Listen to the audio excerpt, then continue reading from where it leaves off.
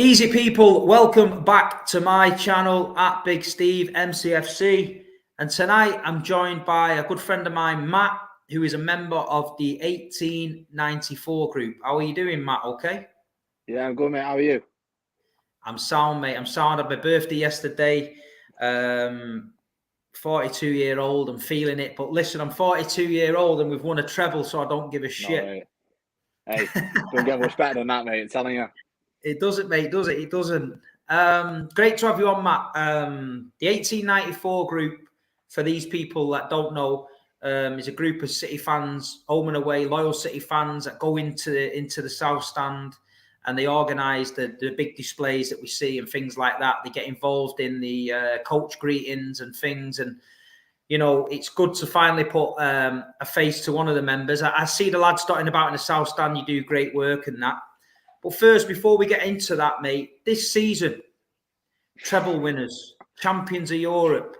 It's been a long time coming, and I know you go home and away like me, and I've seen you all over the world. And, mate, just tell me from a blue, how are you feeling now? Is it a weight lifted off your shoulders or what? It is a bit, mate, because, you know just as like I do, mate, I spend countless amounts of money on this football club. And it's like putting something into like a business and then finally getting something out of it at the end of it. And it's the grand prize. That's the only way I can describe it. Honestly, mate, there's absolutely no better feeling than it. And to be honest with you, it's probably still not sunk in for me because, you know, we haven't really, in the nicest way, we haven't been able to rub any people's faces in it just yet. So when we get to that stage, oh shit. Sorry, hang on. Sorry. There we go. Right. Sorry, mate. Let me put my do not disturb on so nothing comes up.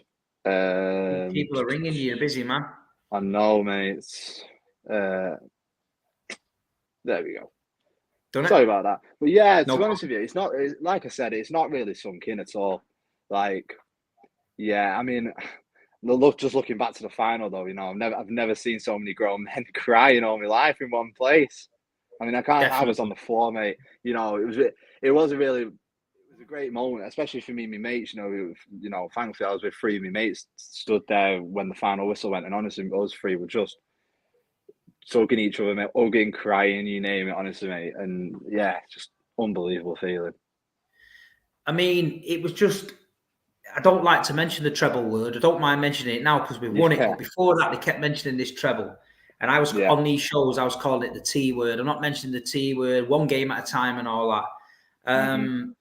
I don't know about you, but Nottingham Forest away this season, coming out of there was a bit like, I don't think this team is going to get over the line because we just didn't look like, we kept taking one step forward, two back. And then the Cancelo situation, he left and stuff like that. And then we started to play with the centre-backs at the back and we started to go on this run. And then that song's been out this year, Something's Happening. It's happening to me. Yeah. And I felt something this season, especially in the European games, that something was happening and it just felt different. I think that the seasons before, going home and away in Europe, I just felt like we were always short of something. But I think with Big Erling up front and the way the confidence levels and the way we were putting teams away, we were going away in Europe and we were drawing, we're bringing them back to the Etihad and we were destroying them at home. And the atmosphere this season has been the best I've ever seen at the Etihad. Yeah, and the European nights have been special. And I've been calling for it on this channel about let's get this South Stand rocking and all that. And a lot of the good things, well, 90% of the good things that go on in that South Stand are down to yourself and the 1894 group. Just tell me and the people watching about, have you noticed a difference this season in the South Stand and the energy level go up or not? Yeah. Oh, massively, mate. I mean, obviously, the football helps. It really does. But, like, you know, just like little things, you know, like social media things. I think a lot of people have been looking on the social medias a lot more this season, seeing what we're about, seeing what, like the bus meetings, you know. If you want to do it, you want to do it. If you don't, you don't. That's fine. But if you get a hardcore 100 people or 200 people that turn up and do it and it looks great, then it just, for everyone else, you're not even just City fans, everyone else across the country, it just looks brilliant on our shoulders as well, that we can say, you know what, we planned that. and we can be thankful for it, and then we can do it again. And we certainly, on 3 occasions this season, we've done it, and it's been absolutely brilliant. And I long hope it continues into next season as well, because fantastic that we've won the treble now, brilliant. But we don't want it to stop here. We want to keep on growing. We want to keep the numbers up. We want more people to get involved with us. If people want to get involved with us, they know where we are on our social medias. We are at 894 group. If they want to come and join in, they can come and join in. No, it's listen. I went to them coach greetings myself. I got covered in blue paint on one of them. I got flares all on my back. I burnt one of my coats. But listen, it was great, and it was so good to see so many young City fans getting involved and getting behind the club and really pushing it. I mean, this is a topic, a little bit off topic, but beginning of the season, we had this announcement that there was going to be a ballot for 18 to 25s in the away ticket section. And a lot of the older, grumpier Blues, a bit like myself, were a bit worried that certain people were going to miss out on the games, loyalty points. It wasn't fair and all that. And then we had the younger guys that used to say, Steve, how can we get a ticket? Because, we need to get involved. So I was on the fence with it, how it was going to work. And as the season grown on, it's been a fucking brilliant idea, because I feel that these young lads and girls that are getting in these ballots and getting to the game, I think they've played an important role this season in getting this team over the line in games, because there's certain, yourself, when you're a bit of an old school fan and you've been watching City for years, sometimes if City are getting beat or whatever, you sort of go in your shell a little bit, and you're sort of thinking about the game and not thinking about, singing and that. But these young guns are non-stop, you know what I mean? They're all kicked up on the ale. They keep it going. And I think what we've achieved on my channel especially, we've connected a lot of the dots. We've managed to connect the older guys and the younger guys. And in Europe now, we seem to have a good, solid fan base, all sat in the same square, all going to the same bar, all walking to the ground at the same time, and things like that we've been missing. And this season, it's been brilliant. Oh, to be honest with you, mate, the 18 to 25 ballot has probably been one of the best things that City have brought out, if I'm really honest with you, because it's not just, the older lads who've got the most loyalty points or who have got the highest, whatever it is in the supporters group, the highest points or whatever. It gives everyone else a chance. Now, I mean, when I first started going to away games, I had absolutely no chance, absolutely none. But since the 18 to 25 has come out, it gives people like me and like the lads that I go with, it gives them so much more of a platform to get more points and go up the ladder. And it's absolutely fantastic. It really is. But yeah, no, definitely the away trips have been they've been a lot funner this season, especially with the young lads that have got involved, like you said. And again, just long may it continue. It really should, because you see other fan groups, like I don't want to mention them, but Liverpool and United, they have got a lot of young lads. And don't get me wrong, that is due to their success that they've had on the pitch through the 90s and the 2000s, and that's why they've got that fan base. But, you look at City now, we are making our history right now. And in 10, 15 years' time, we can look back and thought, that's why we've got the fan base that we've got now. That's why we're increasing the capacity to 65,000. Because what's happening right now is the reason why we've got these young lads that are coming to the game week in, week out.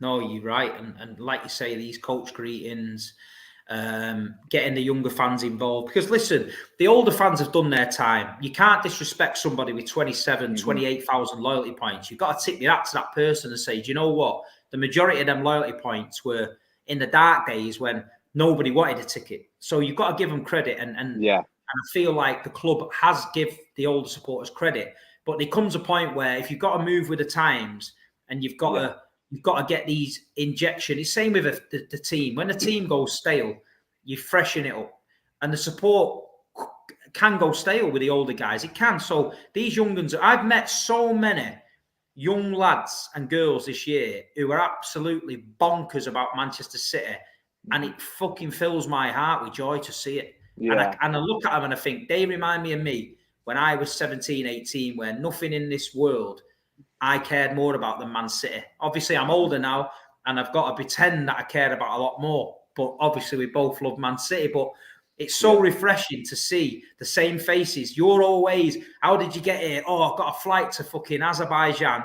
Then I got a train through fucking Kazakhstan mountains. I'm sleeping on his sofa just to watch Man City. And it's things like that, Matt, which fucking hell, it's great for the club, man. Oh, for me, I agree, mate. Especially the European trips. I mean, I've got some funny stories about European away trips, honestly. But yeah, that's saved them for another time, honestly. But yeah, nah.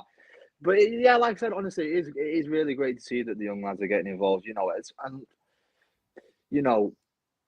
It passes down as well. Like I was saying, especially when maybe for instance, like especially lads like my age now, a lot of them are getting kids, and they're going to pass it down to their kids, and then they're to their kids, and then they're to their kids, and again, just keeps gradually. It's like a family. You see it every week. The away trips, and you see the familiar faces. That wouldn't have happened 2 or 3 years ago when we didn't have this. Especially for lads like me. Like I keep saying, we wouldn't have seen each other week in, week out. Not a chance it would have happened. But now it has. And like you said about the older lads, absolutely brilliant that what they had to go through back in the day, and where they've got to now. But yeah, we definitely need to give the young lads and the young girls, an opportunity to do what they done. Yeah. No, I agree. Super chat just come in there. 199 Zane Massey. Zane is an Arsenal fan who robs his dad's credit card, and every time I do a show, he likes to spend 199 to tell me that Declan Rice is going to get Rodri in his pocket. Zane, I've told you before, bro, lay off the spice, man. It's not good for you. You're going to end up, in a bad way, man. In a bad way. But listen, the 1894 group, they've been going, I think, for over 10 years now. There's been a couple of groups before that, Blue Alliance and things like that, didn't quite work out. The 1894, for me, this season's gone from strength to strength. Just explain, some of the displays we've seen this season. The big one will follow you everywhere, and that was a massive tifo, and that must have took some planning from all you guys and the club. I mean, what goes into something like that, and how do you get it passed by the club? Have you got somebody who's special liaison at the club, fire certificates, things like that? Because I know it got cancelled first time because of the wind, but how do you manage to get a display of that size, and how does it all get coordinated? To be honest with you, there's a certain few of us that obviously delegate between ourselves. About 5, 6, 7 of us that delegate it. Say right, okay, what should we do? How should we design it? And then we have one lad who does all the designing, Trev, who does absolutely tremendous work. Trev, he designs all the flags, all the banners, everything that you see in the South Stand is down to Trev. And honestly, the amount of work that lad does is incredible. So he basically does all the design work. He then sends it off to Felix, who works for City on Tours. Yeah. And then we send it off to the club. And then obviously we delegate with the club what we can and can't do, sizes, all that stuff, safety reasons and all that. And then we come to it. So when we obviously done the We'll Follow You Everywhere one, I'll be honest with you, that we have to give a lot of credit to Felix for that. Felix done a hell of a job with that with us. And I was just touching on Trev as well. What I touched on Felix, because that guy works his ass off. He really, really does. And obviously everyone will know Felix if you've been to the City games. And that guy, he works his ass off. And that man needs appreciating more than what he does. But yeah, but I'll be honest with you as well, we have to give credit to the club as well for that as well. Because usually the club don't really like big banners, and they don't really like it. But with that one as well, like especially with a banner that size, it took a lot of planning, and we were so thankful for the way it come off in the end, because it was being shown all around the world, and it really, really stirred us on to win that game against Arsenal, hopefully we'll get it out again in the near future as well. This one, somebody there said, "How can we volunteer for the group?" We'll touch on that shortly. This is one in it. We need a treble tifo. That is. We're getting that, mate. Don't worry about that. That's got to be in the pipeline. But I've already told the lads to get it for the first home game, but I'm not too sure if we need a bit more planning for it. Oh yeah, it's going to be brilliant. It's going to be brilliant. I mean, Yeah. How come? So I don't know how it works for you guys. Whether you're happy keeping it a close knit thing, and it needs to be small to coordinate it, or do you need can City fans in the South Stand, can they get involved? Can they join the 1894? Is it a case of just following you guys on socials and dropping somebody a message, or are you going to do something publicly where you can say, if you want to join the 1894, it's X amount of money and you get these benefits and all that? Is anything like that coming in the pipeline? Well, we have our memberships, obviously, guys, and I stress to anyone, if anyone wants to know any info about the group or anything like that, please just follow us on our socials. We are 1894. I can't stress enough, everything that you need to know is on there. If you want to drop us a DM, please just drop us a DM and someone will get back to you about it. Any questions at all, we always get back to the fans. But yeah, if anyone wants to get involved, or if anyone hasn't got social media or anything like that, we always stand at the top of 115 block 115 in the South Stand. You'll probably just see us, setting our stuff up or what have you. You see my face now. If you see my face, just come up to me, say hello. I'll introduce you to the lads. Anything like that, any questions or anything, just please don't hesitate to ask us. Because we're here for that sort of stuff. We want fans' feedback. We want people to ask us questions. We want people to get involved with the banners and the flags, even the delegations about banners that they want for the future. Anything at all like that. We want people to get as much people involved as we can, and obviously, long may it continue. Hopefully, we get a hardcore set of fans that want to stand in the same block, who want to sing their hearts out for 90 minutes. Not saying we're going to be like a massive ultra group with the flares out and the balaclavas or anything any crap like that. But we want a solid group that can challenge the club for problems that we have. For example, the Charity Shield. We want this massive group to say, this isn't right, or that's right. This is wrong. This is wrong. That's what we want. And so, yeah, honestly, it's not a restriction numbers on anything like that. We want to get as many people involved as possible, whether you're 50, you're 20, you're 40, you're 50. It doesn't care about your age. If you want to get involved, fantastic. No, listen. So people, you've heard it there from Matt. Go and follow We Are 1894 group on the socials. If you want to get involved at the Etihad and you want to help out putting the flags on the seats, you want to get involved with dropping the banners down, you want to get involved in the coach greeting, you want to donate, you want to help, anything like that, like he's just said, they want to try and get this group to be big and solid and strong. All Man City fans, all pulling in the same direction, all got the atmosphere at heart. And we've seen on European match days, we've seen what the Etihad has turned into now, a fortress, because of the displays and because of the South Stand and the... Mate, I've seen the Tunnel Club doing the Poznan. I've seen the Family Stand doing the Poznan this season. The whole place was rocking. So if we can get as many Man City fans to get involved, and the 1894 have got a list as long as their arm of volunteers, these displays can get bigger and better. They can move to different stands. And yeah, it sounds fantastic. And I'm sure after this show, people will be getting onto you, Matt, and hopefully you'll go from strength to strength. But there's just one here that I wanted to touch on. With regards to the new stand at the Etihad, how have the group worked with the club to make sure it's going to help with the atmosphere at the games? You would have seen it. I got a questionnaire in my inbox mid-season about the new stands, asking would we be interested in moving there? Would the singing section be at the top, at the bottom? I mean, what's the general consensus from you guys? Because I know there's a lot of people that just feel that the South Stand is starting to take off, and they don't want all of a sudden everybody to get disbanded and move away. So, I mean, what's your feeling on it? Well, we must admit, we knew about the new stand a few weeks before it got released. A couple of us went to a meeting with City's atmosphere. People when it happened I think it was about January time. I think it was February time. Obviously they were showing us the designs and then what's going to happen and all that. Where we thought what we could provide to it. So obviously we want to have as people have seen, I think it looks like we're going to have one big stand and then one small stand, which is going to be the bottom tier as it is now.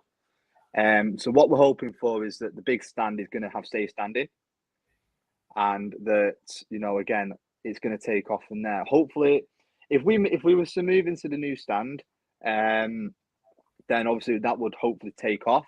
But in terms of the south stand and the legacy that's been brought there, that will never die. The Kip-Hats corner and south stand that won't lose the atmosphere. So we're hoping that obviously the new stand and what that's going to look like, because it looks absolutely phenomenal. Hopefully that's going to be a new source of the atmosphere, which can bounce back and forward from the north stand to the south stand, and that's what we want.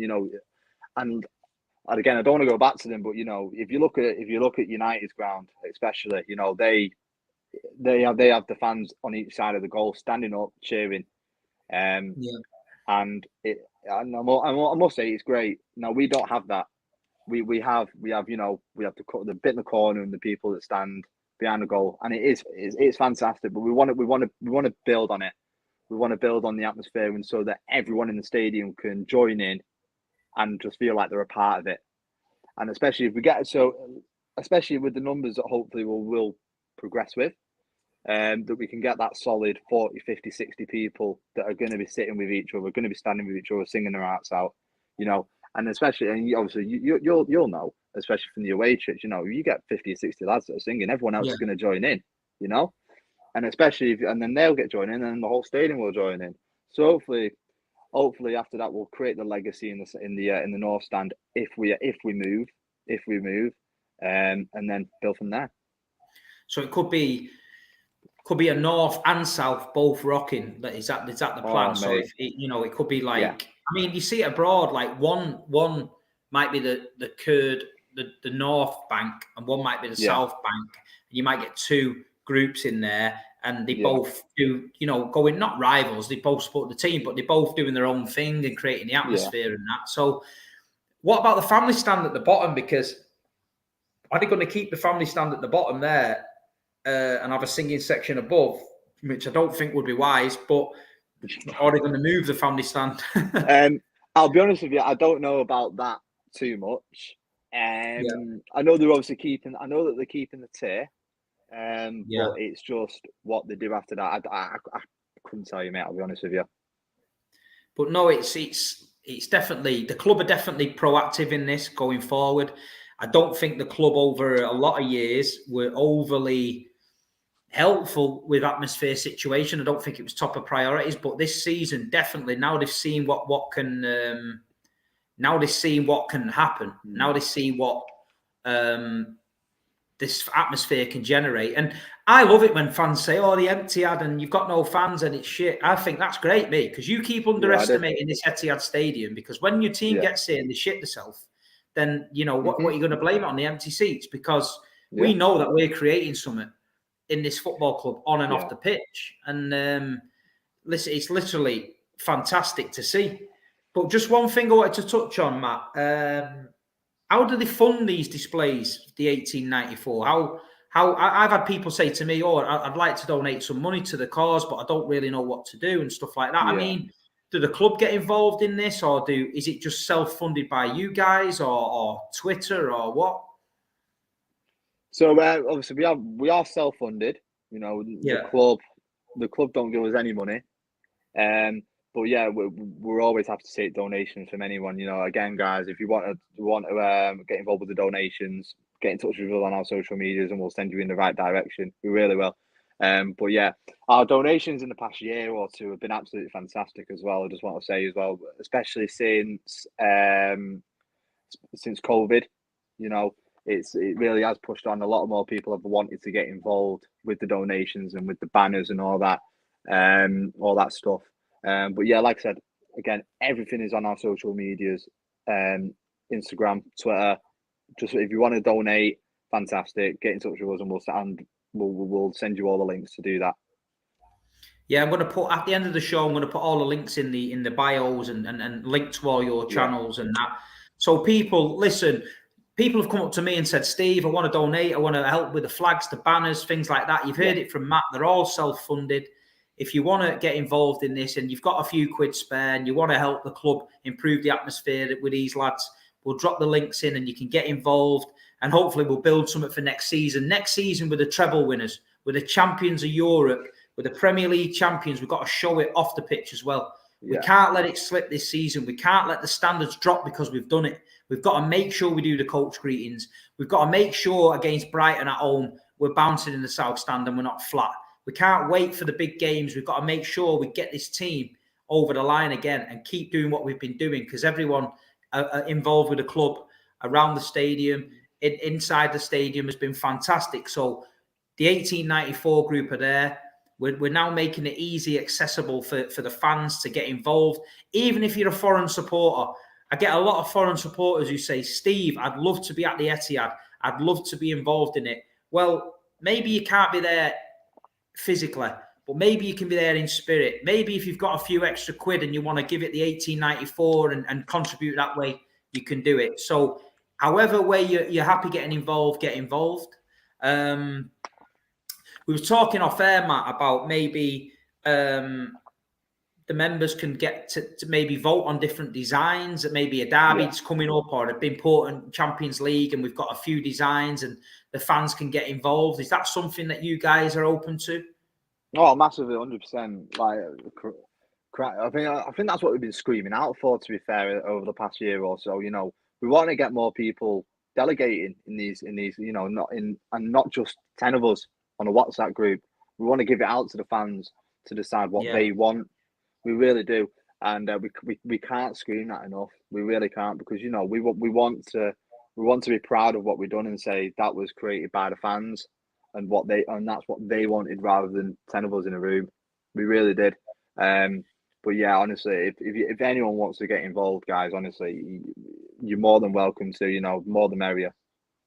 See, it's like, I mean, I remember years ago, I think Olaf Melberg left Aston Villa and they had a Swedish day at the end, and everybody wore these bright yellow T-shirts that somebody had paid for that said Olaf Melberg, and they all had like the Olaf Melberg little Swedish flag and all that, and it was like a tribute to a player. Now, the last few years, we've lost a couple of big players, Fernandinho, Gundogan, Yaya Toure, and I just think, you know, with a little bit of planning, we could have done a Gundogan day where everyone had a Gundogan mask, which are cheap to fund. We could have had German flags in the South Stand. We could have been goodbye Ilkay.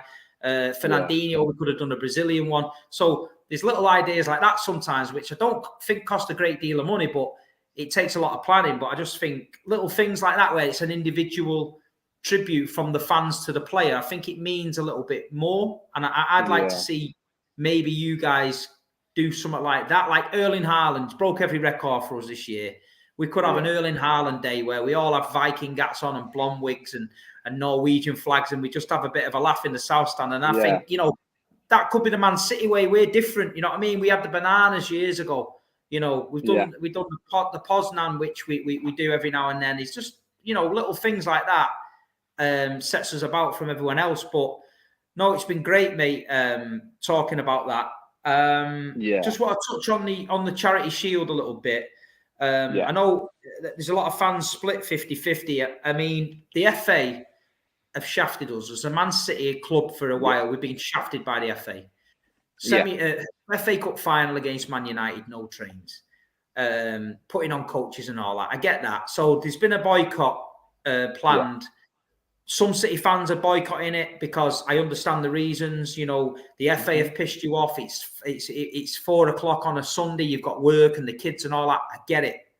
Then there's other City fans that are saying, well, I'm going to the game regardless. Listen, I want to stress, it's not if you go to the game, you're this, and if you don't, you're this. It's not that. It's down to your own preference. If you want to go to the Charity Shield and support the boys, go there, support the boys, we're behind you.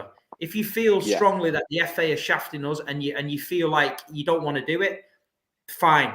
Go boycott it, donate to MCFC Food Bank. It's a great cause, and we'll do it. But there is part of me, I see both camps. Part of me wants to say, piss off to the FA because they don't care about us and we're going to get shafted again. And then part of me thinks, hold on a minute. We're the European champions. We're the treble winners. It's our first game back. we can't have an half-empty stand. We need to be behind the team, you know what I mean? Yeah. So it's a tough one, isn't it, Matt, at the minute? For a lot of fans are torn with it. Look, I mean, I'll be honest with you. As soon as the news come out that it was R5 on a Sunday, I went, nah, I'm not going to it. And it's not even a sense of it's a glorified friendly or anything like that. You know, it's a sense of this has happened again. Now, if this game was at 5:30 at Leicester again or at Aston Villa, I would not be battering an eyelid. I'd be straight there. Yeah. But at 5:30 at Wembley on a Sunday is an absolute disgrace for everyone that's involved, because if that game will finish at half 7, call it 7:30, then you've got your trophy lift, which will take it to 8 o'clock. You're then jumping back onto your train or your coach, which will then take half an hour maximum, maybe. I'm not too sure. But then you've got to get home, which is another 4 or 5 hours. And before you know it, it's 3 o'clock in the morning. Now, if you was to bring that game onto a Saturday at 3 o'clock, which is, there's not a problem with that whatsoever. Now, if there's something going on that I don't know about, then please just flag it up.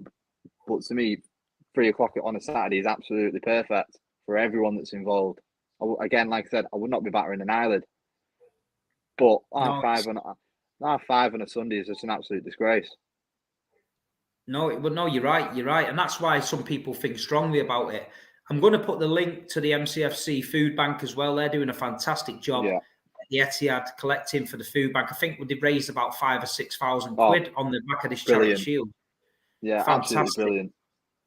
And it just shows you that the City fans, what kind of fans we are. We don't take no shit.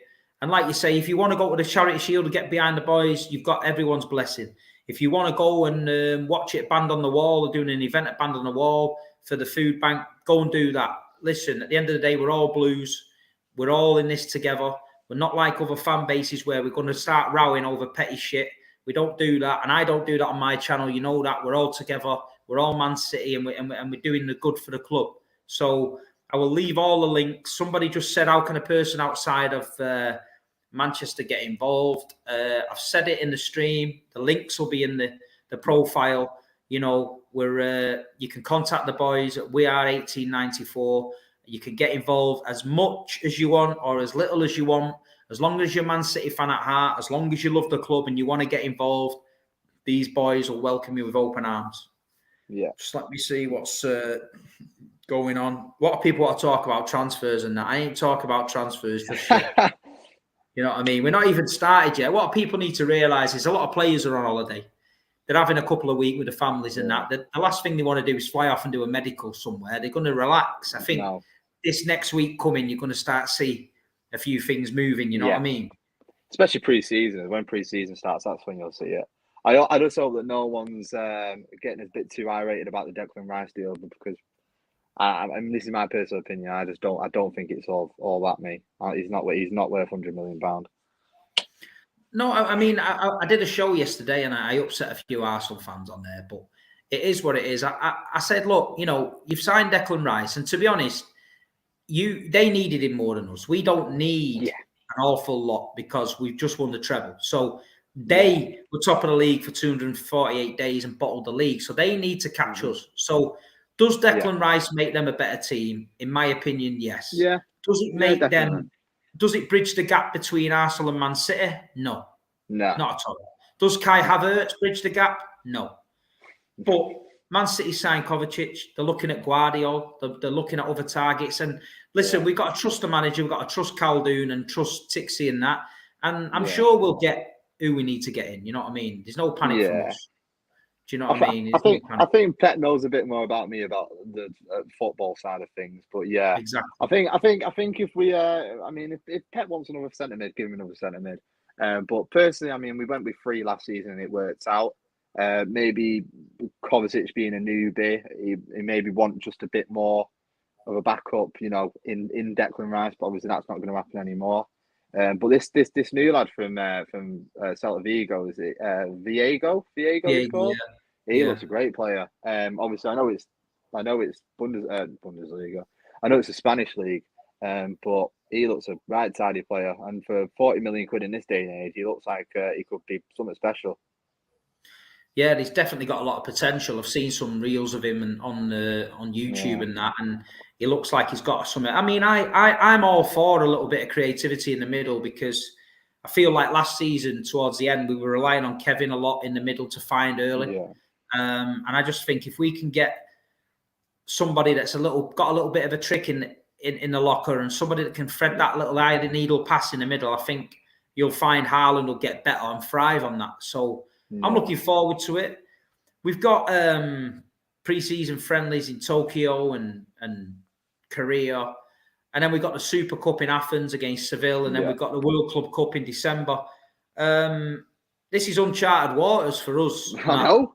Super it's Cups, scary, World isn't it? Club Cups. What are them? You know what I mean? What are them? But it's brilliant, mate, isn't it? I mean, like when I talk about the European Cup now, it just makes me smile, because for so long as a club we were beaten with his stick. Like, you're never going to win this. I mean, that video of me that went viral when I'm giving United fans the new list of stuff they need to do. They didn't like that. They didn't like it. But at the end of the day, that's facts. Every Man United fan that we knew growing up used to come out with that list all the time. And now they just need to realise that this football club is on a different planet. And do you think there's a danger of having a bit of a drop-off after such a successful season like that? Or do you think we're so well run now that they're not going to allow that? Yeah, I mean, to be fair, it has run on my mind that, it might happen. It could happen, you don't know. But, kind of, if we never win a trophy ever again, I'll be happy. We've just won the treble. Do you know what I mean? No, exactly. I mean, thinking back when I was young, I'm 25 now. And when I was until the age of 10, 11, we were crap. Like, Christ, my favourite player growing up was Kevin Orlock. You know what I mean? And now these younger lads that are growing up now, they've got to look up to Kevin De Bruyne and Erling Haaland. Now, no disrespect to Kevin Orlock, but I think even he'd agree that he's not probably on the same level as these lads. Oh, Kev knows. I've spoke to Kev recently. He knows what he's doing, Kev. But them boys were all part of our growing up, and a lot of them boys are well respected more than the modern group these days. You look at them 1999 players, and people absolutely adore them at the club. You know what I mean? Yeah. Well, Jungle 99 was my first ever game. I don't think I've ever looked back since, to be honest with you. Oh, what a game, man! What a game! I know. I must say though, and I'm blaming my mum and dad for this. We left early. Oh well, you know what? I just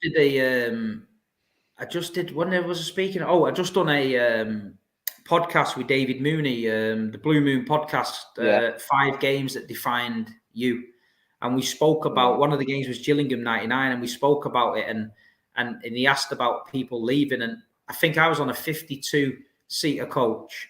And 50 of them left. And there was only one guy, he's dead now, God bless his soul, that said, I'll stay with you, mate. Because I was about 17, 18 or something. And I was like proper fucking depressed. And but out of pure pride, I said, no, I'm staying behind. I'm clapping the team off. It's my first time at Wembley watching City. I'm having it. Yeah. And we shared the Dickov moment together. And I was explaining it on the podcast. And it was a good moment. But loads left, mate. Loads left that game. People didn't get back in as well, some of them. Yeah, well, I was one of them, but I have been told about the people leaving. But I mean, I was 18 months old at the time, so I can't really remember it. No, I think the earliest memory I ever had at City was I think I would have been about 4 or 5, and Al Berkovic scored a worldie against Norwich, and he got the ball on the halfway line. Yeah, I remember. Got it down. He beat a couple of players, and I don't know who the goalie was, but he stuck it past his legs. And my earliest memory was when he was celebrating on the goal line, and he run up to the kip-outs where I was stood with my mum and dad, and giving it all that, the celebration. And that was my earliest memory of City. Yeah, mine bloody hell. Mine was 1989. We played Brentford in the Rumbelows Cup. I think we won 4-1. It was freezing and crap. It's just main road, but it just gets you in it when the football club touches you. It gets you're involved in it. But I get a lot of younger fans who say, "What was Main Road like, Steve?" And like you say, I'm going to do some shows soon on Main Road, but it was mad. But these young fans now, you're living the dream. And I always say it. Look, football comes in cycles. It does, no matter what it does. And there'll be times when we'll have to dig deep. There'll be times when the team will fall off and won't be as good as it is. But we can't be petulant and see our ass and throw the toys out of the pram. We've got to dig deep, pull together, get involved with your group, 1894, keep everyone together. And you know, we're creating something special at this football club, off the pitch as well as on it. And last season was truly brilliant. And I bigged up that South Stand so many times on my shows and told people what was happening in there. And I told Real Madrid, I was out in Madrid and I said on a podcast, and I said, you've got to come to the Etihad Stadium and you got to deal with the South Stand. And they laughed. And I told them we'd beaten 4-0. And I told them, you players had shit yourself. And then that reporter from Marca said, Man City dragged Real Madrid into a trap. The stadium was like a cauldron. And I mean, to hear that, you guys must have been proud of that. Oh, 100%, mate. Like, you know, I'll be honest with you, I've never seen the South Stand so hammered in all my life. Now, obviously, you know, people can come from anywhere in that ground at that match because obviously the fact that the away fans were only at the top, so everyone could walk round, and it just showed that game that it's not just the people that are in there that want to be in it. You know, it is outsiders as well that want to be in there for that atmosphere. And I mean that was probably. I mean, we've had some special atmospheres over the years. And when you look back, you know, you look at the Liverpool 2-1, you look at United when we got beat 3-2. That was a special atmosphere that day. But that game against Real Madrid was like nothing I've ever experienced from the get go. Getting that 20th minute goal with Bernardo just pushed us on, and we never ever looked back. You know, I don't think they had a shot on target, did they, before we got that first goal? They were absolutely shit scared of us, and they just didn't want to touch us because every tackle we put in was a raw. Yeah, every tackle from everywhere, not just the South Stand, but everywhere. We was up for it, and like you say, especially on the European games as well this year. The good set of lads I've met this year, we've got a right crew going now home and away, and we all meet together, and we've been getting these marches to the stadium going and that, and it just feels like a togetherness. It was like, especially when the 115 charges thing got announced, and I think the whole club got a kick in the teeth, and then we were, as fans, we were getting wheeled on these podcasts and getting it abused at us. And then all of a sudden, Pep came out and did that press conference. And I think everybody just grew 2 foot and went, you know what? Yeah. Fuck everybody else. We're Man City. We're all together. Let's have it. And from that day, then we just went on a mission and got it done. Well, I think we. I mean, quote me if I'm wrong, but after that interview, I think we only lost one game after that, and it was Brentford. That's how good the manager is, though. He knew that needed to be said. He knew the fans were suffering, and he needed to come out and say it publicly. Yeah, and he did. Well, and it was. I think you'll agree with me when I say that, you know, one team you don't piss off, and especially a manager, is Pep Guardiola and Man City, because you should never, ever underestimate us. We are the most clinical side this country has probably ever seen. Oh, yeah. Then last 2 months of the season, when, you know, you're not playing well and you drop a couple of points, we're on you. You're getting a lot of love in the chat, mate. A lot of people are saying, thanks to 1894. Can you send the link and all that? So I definitely think today's podcast has been worthwhile. I think it's good to put a face to the group. It's good to people to know where they can find you. I'm going to leave the links in the chat. Matt, is there anything else you want to say on behalf of the 1894 before we finish off? Yeah, just want to say, obviously, thank you to everyone that's been involved so far. Everyone that wants to get involved and be there for the new season, get in touch with us. We've got a lot of planning ahead for the new season, a lot of things that we want to share with everyone, a lot of things that we want to introduce to people. We want to get them, if we get the numbers up, we can do them like never before. So please, guys, just get involved as much as you can. There you go. Listen, Matt, it's been great. Is this your first podcast? Pleasure, it's I've first podcast. I've been on radio a couple of times with Cheesy, but this is my first podcast. You smashed it, mate. To be fair, you've done well. You've represented the 1894 brilliantly. The chat loves you. And listen, people, I'll leave the links. Go right away now to all the socials at 1894. We are, what is it? We are 1894. We are 1894, yeah. Go to their socials, follow them, tell them Big Steve sent you. You want to get involved. You're missing Man City. Let's kick on. Let's get the membership up, and everybody, let's help this fantastic group, and let's make the atmosphere at this stadium better. Listen, people, this is Big Steve. Have a great weekend. Look out on my channel tomorrow. The Gail Clichy interview is dropping part 1. Me and Gail Clichy talked everything Man City, and I tell you what, it's the best interview I've ever done. Me and Gail Clichy, no bullshit, straight about Balotelli, Aguero, Yaya Touré's birthday cake, Patrick Vieira, Arsene Wenger. We covered every single topic. So tomorrow, part 1 of Gail Clichy's getting announced. But listen, enjoy it. Come on, City, and I'll see you soon.